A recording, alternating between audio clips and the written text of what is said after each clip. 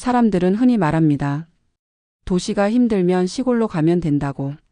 돈 걱정 없이 조용히 살고 싶다면 밭과 텃밭이 있는 곳으로 가면 된다고. 하지만 정작 그곳에 가본 사람들은 말합니다. 시골에서 가장 힘들었던 건 돈이 아니라 사람 관계였다고요. 서울에서 퇴직 후 귀농한 62세 이모 씨는 처음엔 모든 게 새로웠습니다. 아침이면 닭이 울고 공기가 다르다는 것만으로도 행복했습니다. 그는 작은 마을에 새 집을 짓고 텃밭을 일구며 제2의 인생을 시작했습니다. 하지만 불과 1년 만에 그는 사람들을 피하게 됐습니다. 그 이유는 단순했습니다. 이장님이 불편해서, 이웃이 뭐라 해서, 모임에서 나만 따로 논다고 해서. 시골의 문제는 흙이 아니라 인간의 거리였습니다. 도시에선 누구도 이웃이 무얼 하는지 묻지 않습니다. 하지만 시골은 다릅니다. 누가 언제 밭을 갈았는지, 비료를 얼마나 뿌렸는지, 심지어 손님이 몇 명 왔는지도 압니다. 그 관심이 정으로 느껴질 땐 따뜻하지만 경계를 넘는 순간 감시로 바뀝니다. 특히 새로 이주한 사람, 이른바 귀촌인은 항상 관찰의 대상이 됩니다. 도시 사람은 다 자기 잘난 맛에 산다더니 우리 방식도 모르면서. 그 말 한마디에 마음이 다칩니다. 한 60대 부부는 말했습니다. 처음엔 마을 사람들과 어울리려고 매번 회의도 나가고 행사도 참여했어요. 그런데 어느 날 농기계가 고장 났다고 부탁드렸더니 도시 사람은 돈 많잖아. 직접 사서 하지 그랬어요 라는 말을 들었죠. 그 한마디가 그렇게 서운할 줄 몰랐어요. 시골의 공동체는 끈끈하지만 그 끈이 낯선 사람에겐 쉽게 묶이지 않습니다. 또 다른 사례. 퇴직 후 귀농한 58세 박 씨는 친하게 지내자며 이웃의 일손을 여러 번 도왔습니다. 그런데 어느 날 자신의 논두렁에 그 이웃의 소가 들어와 모종을 망가뜨렸습니다. 박 씨는 조심스럽게 말했습니다. 형님, 다음엔 조심 좀 해주세요. 하지만 그 말이 싸움의 불씨가 되었습니다. 겨우 그거 좀 망가졌다고 난리냐? 그 이후 마을 잔치에도 초대받지 못했습니다. 돈보다 무서운 건 감정의 단절이었습니다. 전문가들은 말합니다. 도시에서의 인간관계는 느슨한 네트워크지만 시골의 관계는 밀착형 구조라고요. 은퇴 후 고립을 피하려고 시골을 선택한 사람일수록 이 밀착된 관계 속에서 더 큰 스트레스를 받는다고 합니다. 정년 후에는 관계의 깊이를 조절할 수 있는 사회적 기술이 필요하지만 오히려 많은 사람들은 직장에서 쓰던 방식 그대로 인간관계를 대합니다. 결과는 갈등과 오해로 이어집니다. 또 하나의 문제는 기대감입니다. 도시에서 성공적으로 은퇴한 사람일수록 내가 가진 경험을 시골에서도 나눌 수 있다는 자신감을 갖습니다. 하지만 시골에서는 그 경력이 통하지 않습니다. 농사 짓는 법, 마을 일, 심지어 인사하는 방식까지 다릅니다. 그래서 어떤 은퇴자는 이렇게 말했습니다. 나는 조언한다고 말했는데 그들은 훈계한다고 들었대요. 그날 이후 말을 아끼게 됐습니다. 이처럼 언어의 온도 차이가 인간관계의 벽을 만듭니다. 그렇다고 시골 사람들만 문제인 건 아닙니다.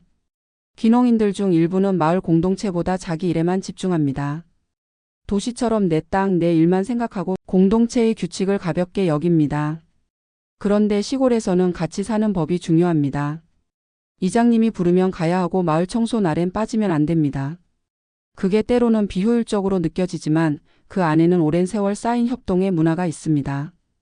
그걸 무시하면 금세 이질적인 존재가 됩니다.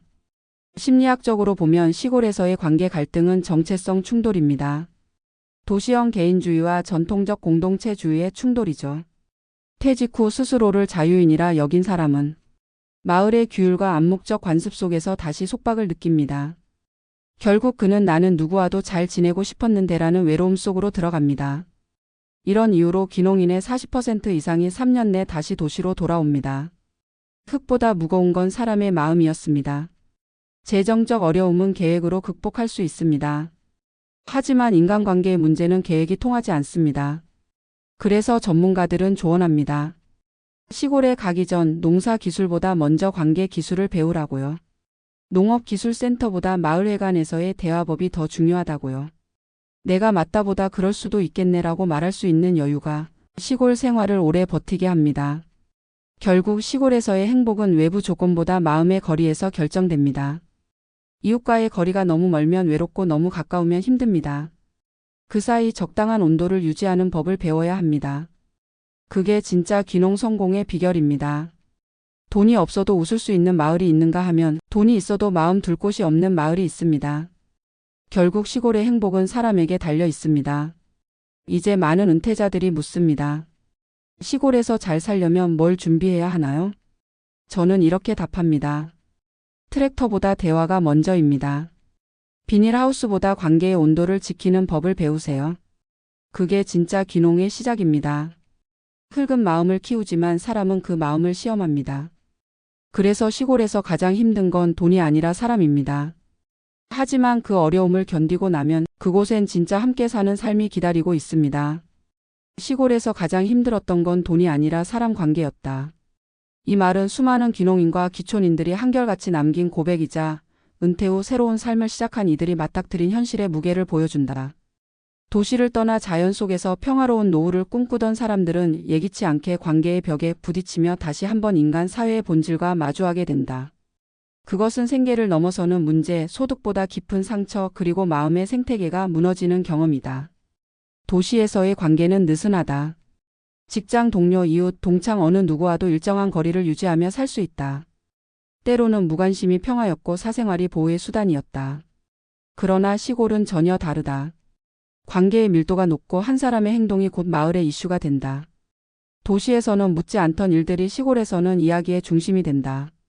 누가 누구에게 밭을 빌려줬는지, 어느 집에 손님이 왔는지, 마을 회의에 누가 빠졌는지까지 세밀하게 공유된다.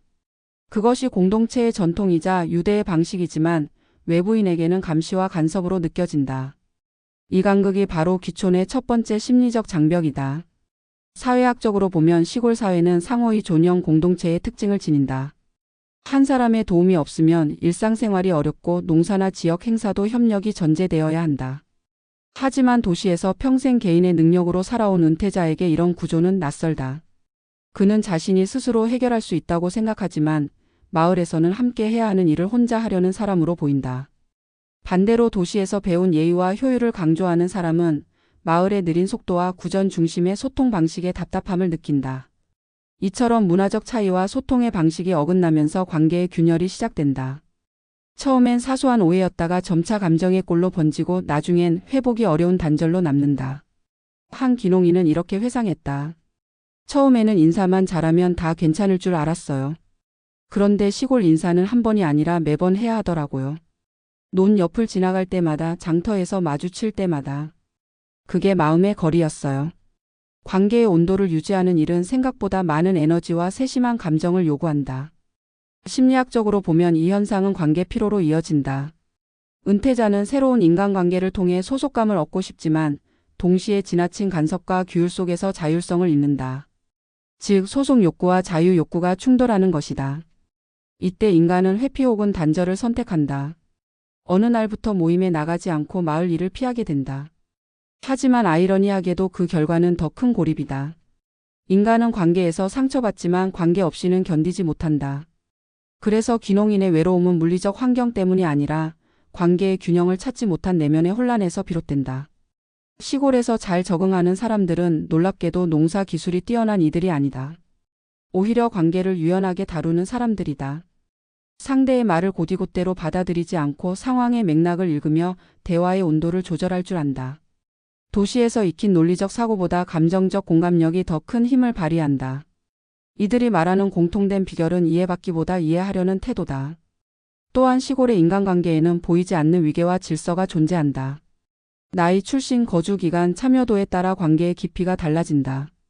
새로 들어온 사람은 자동적으로 아래에서 시작한다. 이 구조는 도시인의 평등 감각과 충돌한다. 한 60대 남성 귀촌인은 말했다. 나는 회사에서 부장으로 일했지만 여기선 그냥 새내기예요. 처음엔 그게 자존심이 상했죠. 하지만 지금은 배운 게 많아요. 나보다 어린 이장님한테도 배우고 동네 어르신에게도 인사 먼저 드리면 마음이 풀리더라고요. 결국 관계의 본질은 서열이 아니라 존중이다.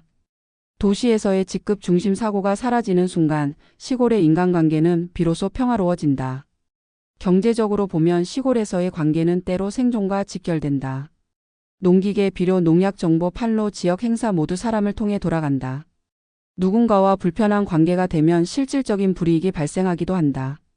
그래서 관계는 감정이 아니라 자산이다. 도시에서는 돈이 통하지만 시골에서는 관계가 통한다. 그런데 이 관계를 유지하기 위해선 시간과 참여가 필요하다. 귀농 초기에는 효율이 떨어진다고 느낄 수 있지만 장기적으로는 이 참여가 신뢰를 만든다. 신뢰는 결국 지역에서 살아남는 가장 중요한 통화가 된다. 결국 시골 생활의 성공 여부는 관계의 설계 능력에 달려 있다. 물리적 환경보다 사회적 환경을 먼저 고려해야 한다. 전문가들은 귀촌을 준비하는 사람들에게 세 가지를 조언한다. 첫째, 공동체의 규범을 미리 파악하라. 둘째, 자신의 성향을 객관적으로 점검하라. 사람을 좋아하지 않는다면 시골은 오히려 더 힘들 수 있다. 셋째, 자신이 마을에서 어떤 역할을 할지 정하라. 봉사형, 중립형, 조력형 등 자신의 참여 수준을 미리 설정해두면 관계의 기대치를 조절할 수 있다. 이 세 가지는 단순한 생존 전략이 아니라 심리적 안정을 지키는 장치다. 시골은 자연이 아름답지만 인간의 감정은 복잡하다. 도시보다 좁은 울타리 안에서 살아가야 하기에 관계의 균형은 더 예민하다. 결국 시골에서 살아남는다는 건 농사보다 관계를 경작하는 일이다. 잡초를 뽑듯 오해를 다듬고 비료를 주듯 신뢰를 쌓아야 한다. 때로는 비가 오듯 갈등이 쏟아지고 가뭄처럼 대화가 끊길 때도 있다. 그러나 그런 시간들이 쌓여야 비로소 마을의 일부가 된다. 관계는 노력의 결실이 아니라 인내의 산물이다. 은퇴 후의 삶은 돈이 아니라 사람을 중심으로 다시 설계해야 한다. 젊을 때는 능력이 중심이었지만 노년에는 관계가 중심이 된다. 결국 노후의 평화란 외딴 산속의 고요가 아니라 서로의 이름을 불러주는 관계 속에서 피어난다. 귀농을 꿈꾸는 사람이라면 흙의 질보다 사람의 결을 먼저 살펴야 한다. 그 결이 맞지 않으면 아무리 좋은 땅도 마음에 밭이 되지 못한다. 진짜 시골의 행복은 자연이 주는 풍경이 아니라 사람 사이의 온도에서 시작된다. 교훈은 단순하다. 돈이 부족하면 조금 아끼면 된다. 하지만 마음이 다치면 회복이 오래 걸린다. 시골에서의 관계는 기술이 아니라 태도의 문제다. 이해보다는 공감, 주장보다는 경청, 말보다 표정이 더 큰 힘을 가진다. 결국 관계의 지혜를 익힌 사람만이 시골의 평화를 누릴 수 있다. 자연은 우리에게 쉼을 주지만 사람은 우리에게 성숙을 준다. 그래서 시골에서 가장 힘든 건 사람 관계였지만 아이러니하게도 그 관계가 삶을 더 단단하게 만든다. 그것이 시골이 주는 진짜 배움이다.